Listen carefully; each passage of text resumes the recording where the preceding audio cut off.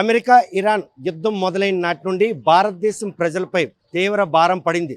తొలినాళ్ళలో gas నిల్వలు అడుగంటిపోవడంతో gas కోసం పడిగాపులు కాశారు. 60 రోజులు కావస్తున్న ఈ నేపథ్యంలో ప్రస్తుతం డీజిల్, పెట్రోల్ కొరత మాత్రం ఈరోజు వాహన చోదకులను వెంటాడుతుంది.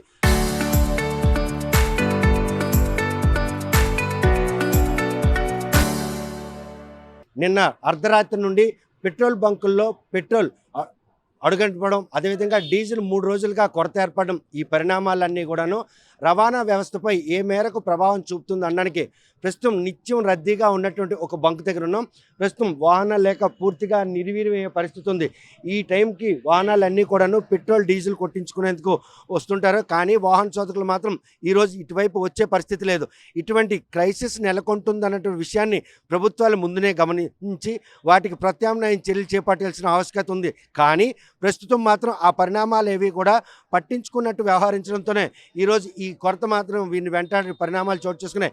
గ్యాస్ కొరతను మాత్రం అరికట్టేందుకు రాష్ట్ర ప్రభుత్వం చేస్తున్నటువంటి ప్రయత్నంలో ఇప్పుడిప్పుడే గ్యాస్ అందుబాటులోకి వస్తుంది అన్నటువంటి ఈ తరుణంలో ఈరోజు డీజిల్ నిల్వలు అడుగంటిపోవడం, పెట్రోల్ పూర్తిగా కొరవడం, ఈ పరిణామాలన్నీ కూడా రవాణా వ్యవస్థపై తీవ్ర ప్రభావం చూపే అవకాశం ఉంది అనడంలో ఎటువంటి అతిశక్తి లేదు.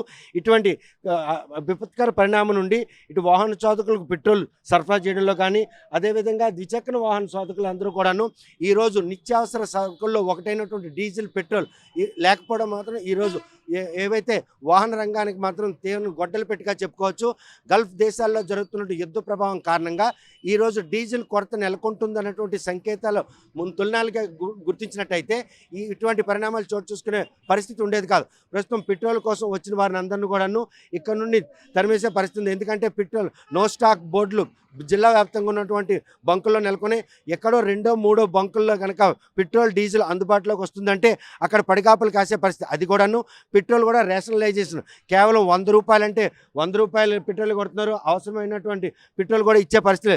వాహన చోదకులందరూ కూడా పెట్రోల్ కొట్టించేందుకు బంకుకు వచ్చి తిరుగుముఖం పరిస్థితులు మాత్రం చోటు చేసుకుని ఈ పరిణామాలు అధిగమించేందుకు రాష్ట్ర ప్రభుత్వం ప్రత్యామ్నాయ చర్యలు తీసుకు అడుగులేస్తుందా, లేకపోతే వీరి సమస్యలు వారికే వదిలేస్తున్నటువంటి కష్టాల్లో మాత్రం ఈరోజు మిట్టాడే పరిస్థితి. ప్రస్తుతం వాహన చోదకులు పెట్రోల్ కోసం వచ్చారు. ఈ క్రైసిస్ కారణం ఏమైనా ఐడెంటిఫై అయింది అనుకుంటున్నారు? ఈరోజే తెలిసింది నాకైతే. నాకు ఎంతవరకు పెట్రోల్ ఉన్నది నాకు ఈరోజే తెలిసింది. నేను వచ్చి పెట్రోల్ కొట్టించాలని వచ్చాను. లేదు, మునుపట్లో ఇటువంటి పరిణామాలు ఎప్పుడైనా చవి చూసారు? అసలు పెట్రోల్ ధర పెరుగుతుందంటే రాత్రి మీద వచ్చి కొట్టిపించుకోవడం, కానీ ఈరోజు పెట్రోల్ స్టాకే లేకపోవడం ఈ పరిణామాలు లేదు, ఎప్పుడు చూడలేదు. అంటే ఈ యుద్ధం ప్రభావం తొలినాళ్ళ గ్యాస్ మీద పడింది, ప్రస్తుతం మాత్రం డీజిల్ అదేవిధంగా పెట్రోల్ మీద పడి సాధారణ పబ్లిక్ మాత్రం ఇబ్బంది పడుతున్నాం కదా, అలవాటు అయిపోయాం కదా.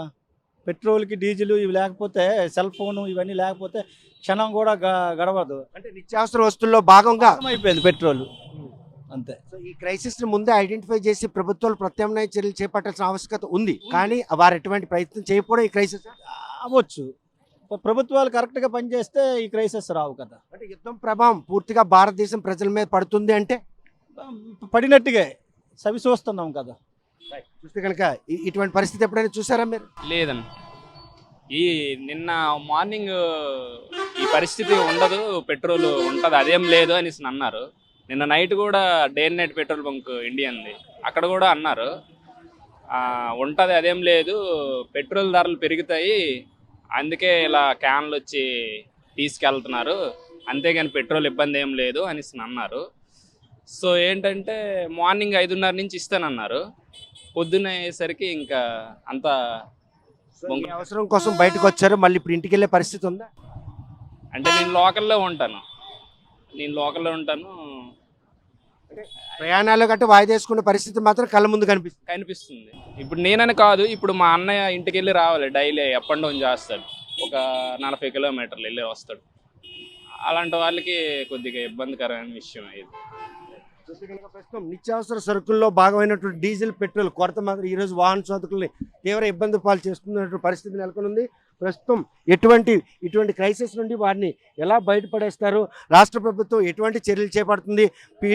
డీజిల్ ఇప్పటికే 3 రోజులుగా అడుగంటిపోయి రవాణా వ్యవస్థ అంతా కూడాను అస్తవ్యస్తంగా మారింది. ఆటోలు, కార్లు అన్నీ కూడాను స్టాండ్లకే పరిమితం అవుతున్నాయి. ఆర్టీసీ వ్యవస్థ కూడాను ముందు జాగ్రత్త చర్యగా ఈరోజు బస్సులు నడిపే పరిస్థితి. రేపు ఆర్టీసీ వ్యవస్థపై కనుక దీని ప్రభావం పడితే రవాణా వ్యవస్థ పూర్తిగా స్తంభించే పరిస్థితులు మాత్రం కళ్ళ ముందే కనిపిస్తున్నాయి. ప్రస్తుతం ఏదో డీజిల్ అయితే పూర్తిగా అడుగంటిపోవడంతో వెహికల్స్ ఏవి కూడాను రోడ్డెక్కే పరిస్థితి లేదు. పెట్రోల్ కొరత గత రాత్రి నుండే వాహన చోదకులను వెంటాడుతుంది. ఈ పరిణామాలన్నీ యుద్ధం ప్రభావమే.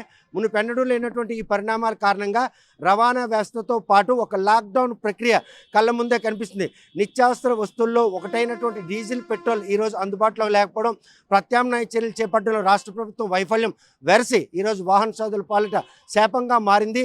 యుద్ధం ప్రభావంతో భారతదేశం ప్రజలకు వస్తున్నటువంటి ఈ కష్టాల నుండి గట్టెక్కించేందుకు కేంద్ర రాష్ట్ర ప్రభుత్వాలు ఎటువంటి ప్రత్యామ్నాయ చర్యలు చేపడతారా అన్న విషయం వేచి చూడాల్సిందే. వీడియో జర్నలిస్ట్ రామకృష్ణతో సత్యం, RTV శ్రీకాకుళం.